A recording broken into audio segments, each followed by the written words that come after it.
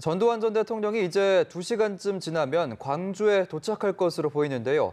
5.18 민주화 운동이 발생한 지 39년 만에 피고인 신분으로 광주 법정에 서게 됩니다.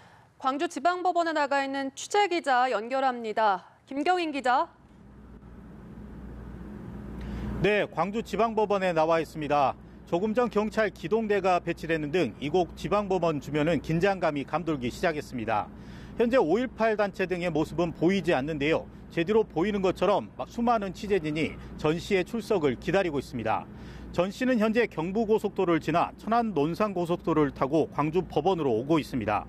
약 30여 분 전에는 탄천 휴게소에 들렀다가 취재진이 붙자 다시 차에 올라 취재진을 따돌리기도 했습니다. 전 씨는 부인 이순자 씨와 오후 1시 반 이후에 법원에 도착할 것으로 예상됩니다. 별다른 입장 발표 없이 법정에 들어갈 거라는데 조금 더 무게가 실리는 분위기입니다.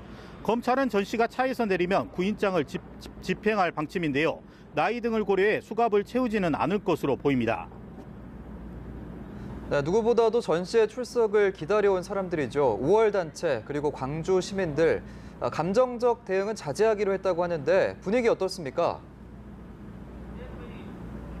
네, 5월 단체와 광주 시민들은 우선 오늘 재판을 차분하게 지켜보기로 했습니다. 우려했던 충돌 같은 모습은 보이지 않을 것으로 예상됩니다. 다만 전 씨가 들어올 것으로 보이는 길목에서 인간띠를 만들고 피켓 시위를 벌이기로 했습니다. 광주 시민들은 전 씨의 사죄 한마디를 요구하고 있습니다. 이번이 5.18에 대한 책임을 사죄할 수 있는 마지막 기회라는 겁니다.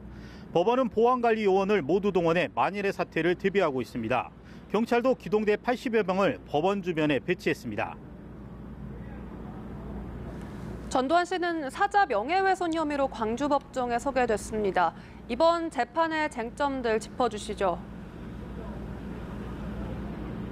네, 전 씨가 기소된 건 작년 5월입니다. 2017년 펴낸 회고록이 발단이었습니다. 전 씨가 5.18 당시 헬기 사격을 증언한 고 조비오 신부를 파렴치한 거짓말쟁이라고 모욕한 겁니다.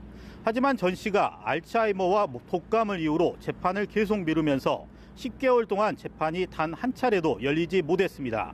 쟁점은 5.18 당시 헬기 사격이 실제 있었는지, 그리고 전 씨가 그 사실을 알고도 고의로 회고록에서 이 사실을 부정했는지가 될 것으로 보입니다.